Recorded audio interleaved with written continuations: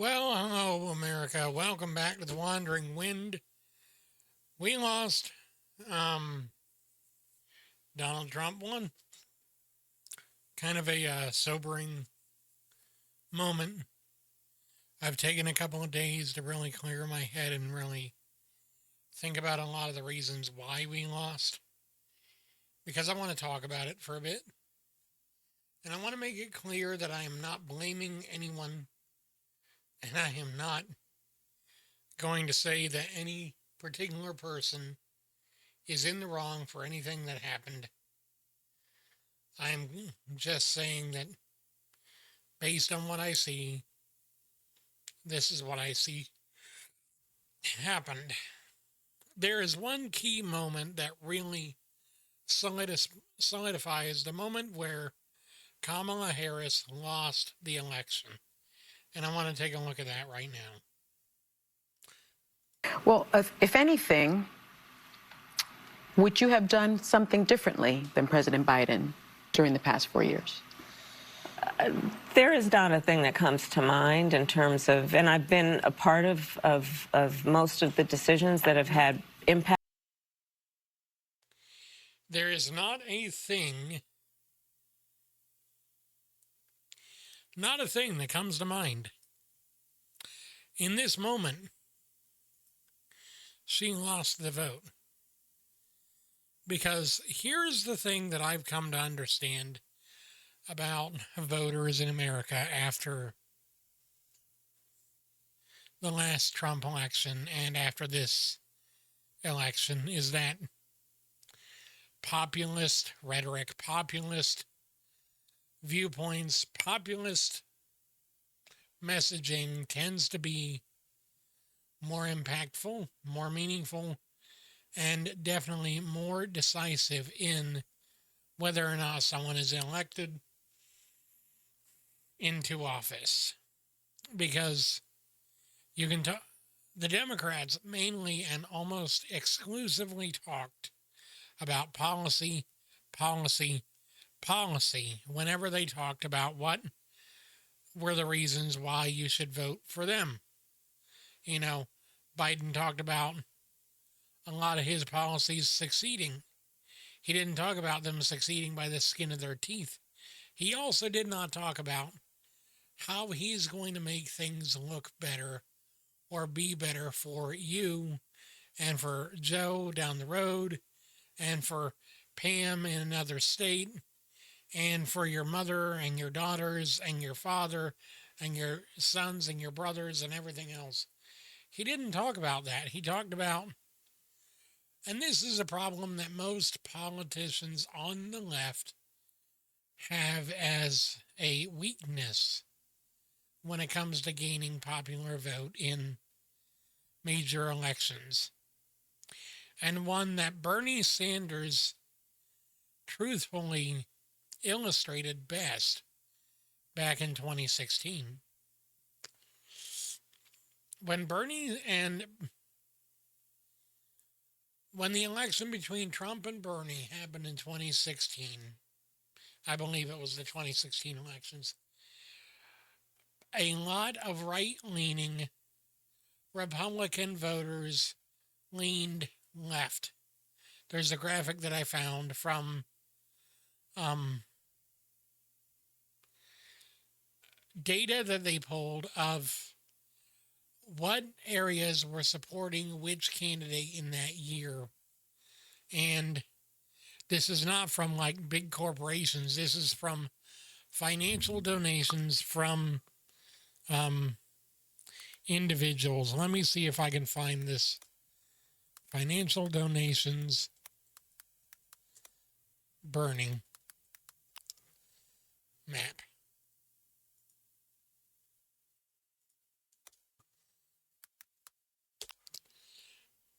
Okay, all right, I found it. All right, this will be interesting. Let me go ahead and open this in a new tab for you. Okay. This is from 2019. All right. You see where the outliers are. All right. You have Biden over here in New England. You have Buttigieg. You have Klobuchar, Bullock, and O'Rourke O'Rourke really took a lot of the financial donations for Texas. But if you notice, most of America individually is financially supporting and backing the Sanders campaign. Now, granted, Sanders did not win the primaries, so he also did not get to see how he would have done in the general election. However, an underperformance in the primaries does not necessarily determine an underperformance in the general election. And, here's the thing. Populist rhetoric is a dirty word that a lot of people use, but it's not actually meant. Populist rhetoric and populism is not one or the other. It's a neutral term and a neutral approach that can be used in either direction for either good or for ill. Now, why do I say this? Because honestly, as unhinged as the man is, Trump and his team are very good at driving the populist rhetoric and the populist language to where it seems like he does very well at telling people what they want to hear and about lying, saying that he's going to make things better for you. Now, like all politicians, they have to lie some in order to make things better for themselves so people vote for them. However, unlike the Democrats, the Republicans have no scruples about lying about white lying about just about all of their policies to some degree. Oh, no. We're not going to implement 2025. No, that's not part of our team. We didn't do that. Oh, no, we're not going to deport. We're not going to do mass deportations. No, heavens no. Oh, we're not going to take away your rights. We're not going to take away Medicare and Medicaid and Social Security. The thing is, they're not going to now. They're not going to yet. They will later, but they won't now. That's kind of the thing you had to realize about all politicians. We're not coming for your jobs. We're not coming for your money. We're not coming for you right now while it suits us. But as soon as the elections are over, But that's the thing. That's why Bernie lost the primaries. That's why. Okay, let me go ahead and go back for a second. The reason why Bernie lost the primaries back in 2016 wasn't because he wasn't using the right rhetoric. It was because he was using the left rhetoric. What do I mean by that? All right, so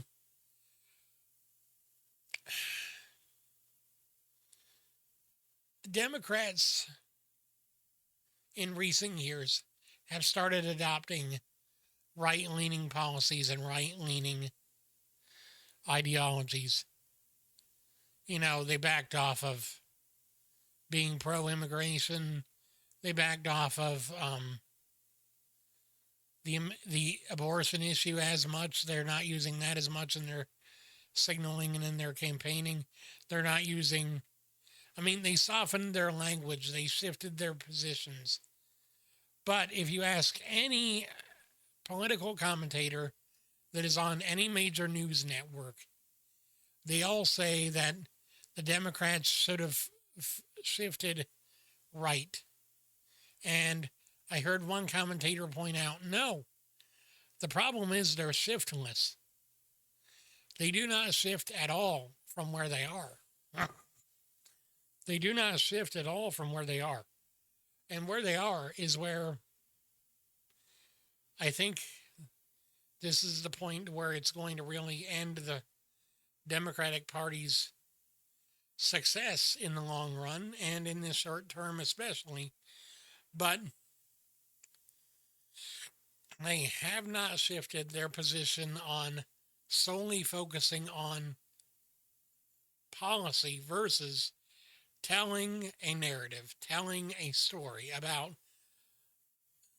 Sam from Texas who went up to, say, Kamala Harris and told her about how he appreciated what she was doing because something that she did helped him in a time of need or whatever. They have no substance in what they present. What they have are cold, hard facts and lifeless numbers and no heart. They don't have a way to connect on a deeper level with the people that they want to vote for them.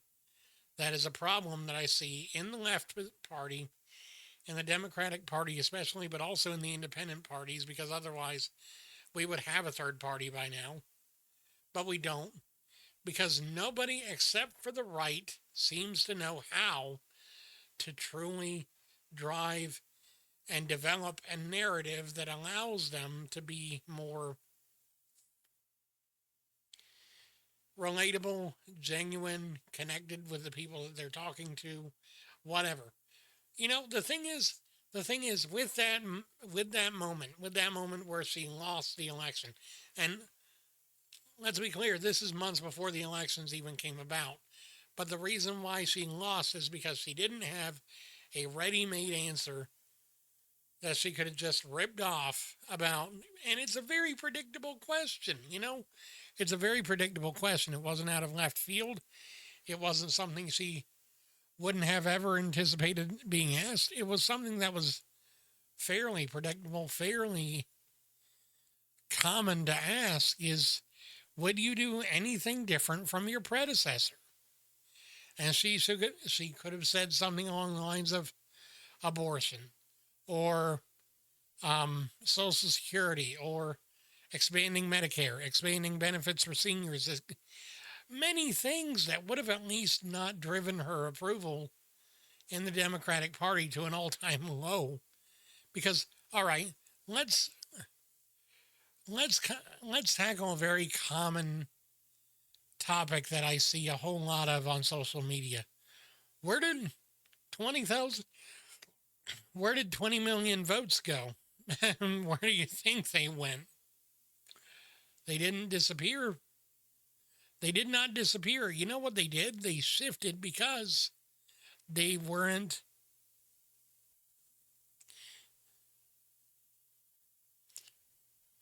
No, they didn't shift. No, actually, they didn't shift.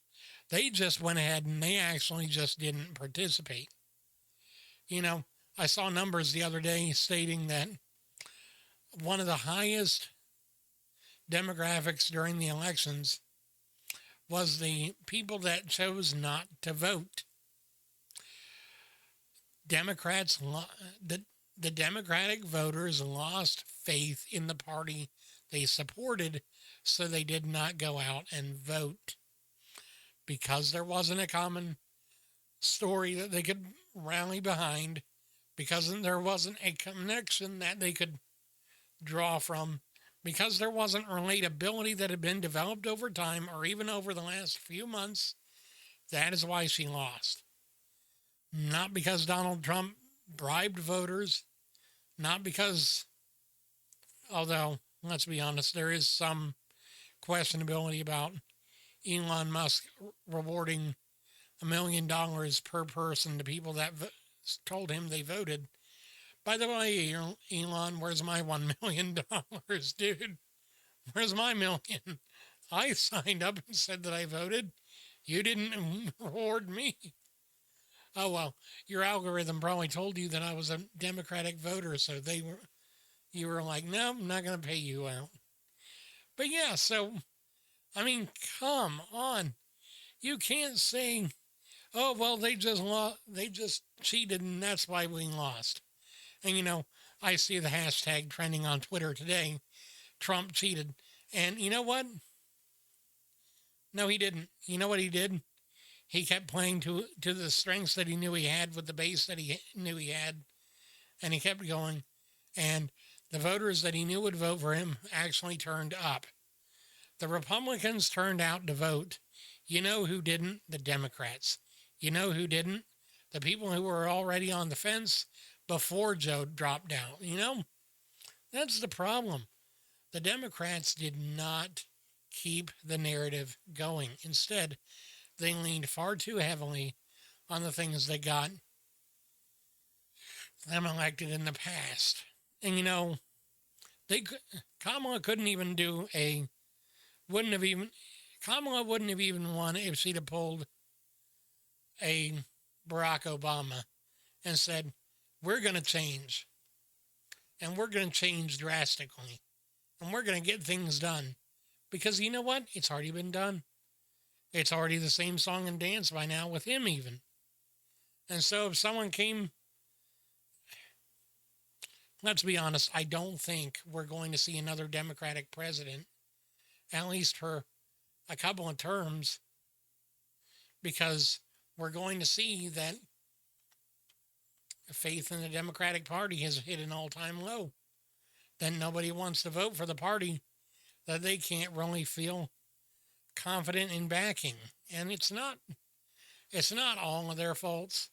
There are a lot of them that have been saying for a while, including political analysts, that have told them, you can't keep campaigning the way that you are. You're going to lose. You're not going to be able to maintain your voter base if this is the language and this is the messaging you're using. We need more organic language. We need more organic stories, and we didn't have that this year. So, kudos to Trump and his team for sticking to their guns. But Kamala, Biden, all of you can learn from this, and hopefully in a couple of terms, once the